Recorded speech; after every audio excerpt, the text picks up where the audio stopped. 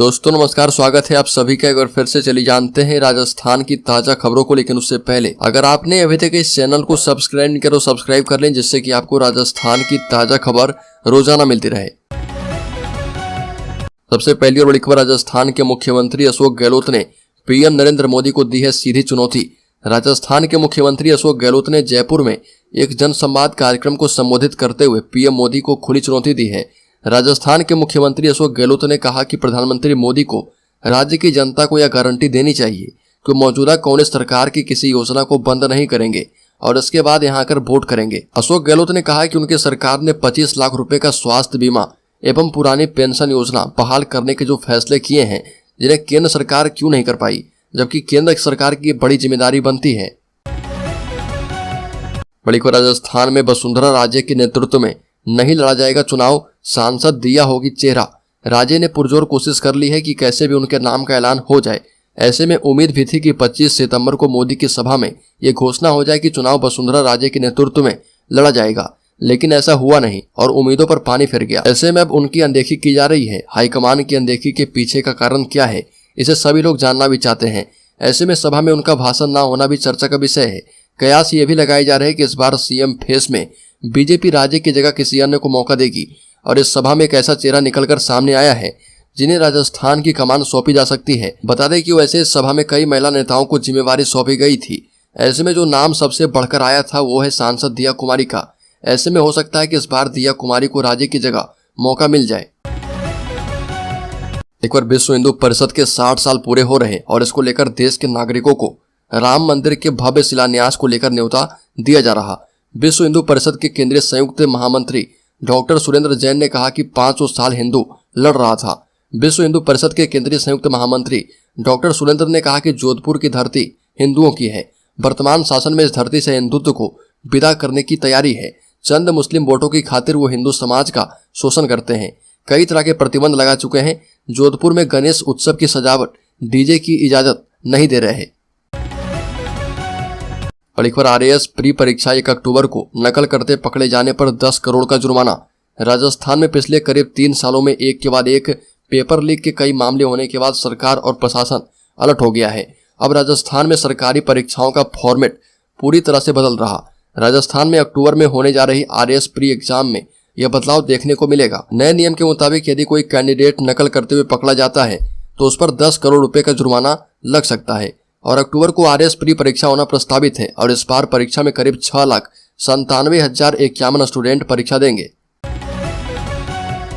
बड़ी खबर, राज्य के जयपुर जिले में प्रमोद तिवारी ने साधा पीएम मोदी पर निशाना, कहा कि प्रधानमंत्री कम प्रचार मंत्री ज्यादा हैं। कांग्रेस अपने तर्कस के तीर एक एक करके बाहर निकाल रही है। अब राज्यसभा सदस्य प्रमोद तिवारी ने पीएम मोदी पर सवाल उठाए हैं।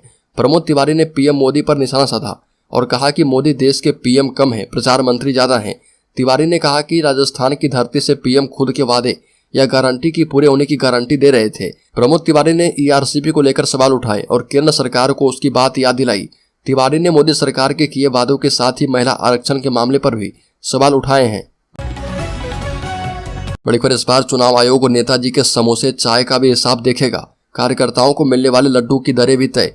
विधानसभा चुनाव में टिकट पर टकटकी लगाए तमाम नेताओं ने अपने क्षेत्र में पसीना बहाना शुरू कर दिया है। चुनाव का प्रचार करना है तो समर्थक भी चाहिए और उन पर खर्चा भी करना पड़ेगा। नेताजी जेब भी ढीली कर रहे और अभी आचार संहिता लागू नहीं हो पाई है। चुनाव खर्च का मीटर चालू होने का डर भी नहीं है। हालांकि जिला प्रशासन ने चुनावी बिगुल बजने से पहले ही चुनाव प्रचार में प्रयुक्त होने वाली प्रचार सामग्री और खाने पीने आदि की 135 वस्तुओं के दाम तय कर चुकी है। आचार संहिता लागू हो जाने के बाद मैदान में उतरने वाले प्रत्याशियों को 5 रुपए की चाय और 12 रुपए का समोसा पड़ेगा। नेताजी करेंगे और हिसाब चुनाव की मशीनरी करेगी, ताकि आकलन किया जा पाए कि कहीं नेताजी खर्च में लिमिट से बाहर तो नहीं जा रहे। बाजार में खाने पीने की चीजों को लेकर भाव क्या है और ये आम जनता को पता है, लेकिन अब आने वाले राजस्थान विधानसभा चुनाव में चुनाव आयोग भी पता करेगा। बड़ी खबर, मिशन 2030 से नई लकीर खींच रहे गहलोत 80 की उम्र में भी खेलेंगे नई पारी। बता दें कि राजस्थान में 2 महीने के बाद विधानसभा चुनाव है और 7 महीने के बाद लोकसभा चुनाव होने हैं, लेकिन अशोक गहलोत मिशन 2023 को लेकर सियासी एजेंडा सेट करने में जुट गए हैं। मुख्यमंत्री अशोक गहलोत 9 दिनों में 3160 किलोमीटर की यात्रा करेंगे और मुख्यमंत्री अशोक गहलोत इस यात्रा के जरिए राजस्थान को मॉडल राज्य बनाने के लिए लोगों का सुझाव मांगेंगे, जिन्हें कांग्रेस के घोषणा पत्र में शामिल किया जाएगा। गहलोत 9 दिनों में सूबे के 18 जिले की 3160 किलोमीटर का सफर तय करेंगे। इस दौरान जनता के साथ संवाद करेंगे और रास्ते में पड़ने वाले हर जिले में जनसभा को भी संबोधित करेंगे। बड़ी खबर, राजस्थान के मंत्री महेश जोशी के बेटे की बड़ी मुश्किलें। दुष्कर्म मामले में रोहित को सुप्रीम कोर्ट ने दिया नोटिस। बता दें कि राजस्थान सरकार में मंत्री महेश जोशी के बेटे रोहित जोशी की मुश्किलें बढ़ गई है। दुष्कर्म के आरोप से जुड़े मामले में सुप्रीम कोर्ट ने नोटिस जारी करके जवाब मांगा है। इसके लिए सुप्रीम कोर्ट ने 2 हफ्ते का समय दिया है। दरअसल दुष्कर्म के मामले में पीड़िता की ओर से विशेष अनुमति याचिका दायर की गई थी। अब इस मामले में 2 सप्ताह के बाद सुप्रीम कोर्ट में सुनवाई होगी। सुनवाई के दौरान पीड़िता के अधिवक्ता ने कहा कि इस मामले में आरोपी रोहित जोशी की 30,000 कोर्ट से अग्रिम जमानत मिलने के बाद पीड़िता और परिजनों पर हमले हुए थे। बड़ी खबर, मेघवाल, शेखावत, राठौर और मीना सहित कई मंत्रियों एवं सांसदों को राजस्थान विधानसभा चुनाव में उतार सकती है भाजपा। मध्य प्रदेश की तर्ज पर राजस्थान में होने वाले आगामी विधानसभा चुनाव में भी केंद्रीय मंत्रियों और सांसदों को विधायकी का चुनाव लड़वाने पर गंभीरता से विचार बीजेपी कर रही। सूत्रों के मुताबिक भाजपा के राष्ट्रीय अध्यक्ष जेपी नड्डा और केंद्रीय गृह मंत्री अमित शाह जयपुर में राजस्थान भाजपा कोर ग्रुप नेताओं के साथ बैठक कर चुके हैं।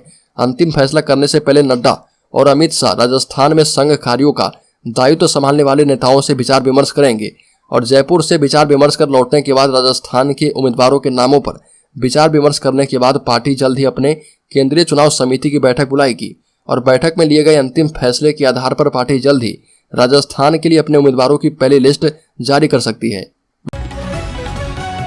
राजस्थान में इस बार सीटिंग गेटिंग नहीं, जिताऊ फॉर्मूले से तय होंगे उम्मीदवार। कांग्रेस के 50% एमएलए का कट सकता है पत्ता। सियासी रणनीतिकार सुनील कोनुकोलू की टीम ने अपने सर्वे में पार्टी आलाकमान को बताया कि राजस्थान में तमाम विधायकों और कुछ मंत्रियों के खिलाफ जबरदस्त एंटी इनकम्बेंसी है। ऐसे में करीब 50% सिटिंग विधायकों के टिकट बदले जाने चाहिए। वहीं सूत्रों के मुताबिक मुख्यमंत्री अशोक गहलोत का मानना है कि राजेंद्र गुढ़ा के जाने के बाद 121 विधायकों ने राज्यसभा चुनाव में कांग्रेस का साथ दिया और इनमें बीएसपी से कांग्रेस में शामिल हुए विधायक भी शामिल हैं। इन सभी ने उस वक्त पार्टी का साथ दिया और जब पार्टी के अपने नेता कुछ विधायकों के साथ सरकार गिराने में जुटे थे। ऐसे में टिकट उन विधायकों का कटना चाहिए जिन्होंने पार्टी को गिराने का षड्यंत्र रचा था।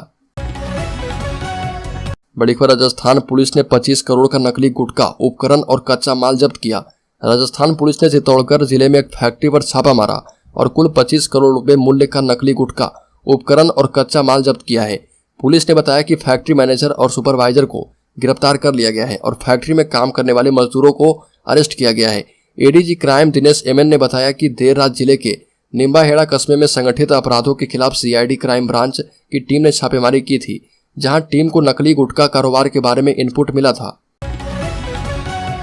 बड़ी खबर, राज्य के मुख्यमंत्री अशोक गहलोत ने पीएम मोदी और उपराष्ट्रपति जगदीप धनखड़ के राजस्थान दौरे को लेकर सवाल उठाए हैं।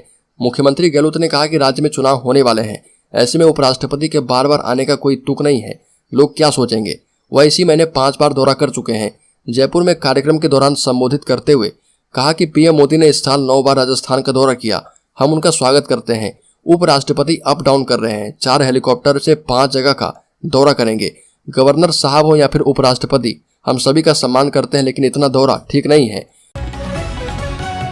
बड़ी खबर, मुस्लिम सांसद के खिलाफ टिप्पणी करने वाले रमेश भिदोड़ी को भाजपा ने राजस्थान में सौंप दी है बड़ी जिम्मेदारी।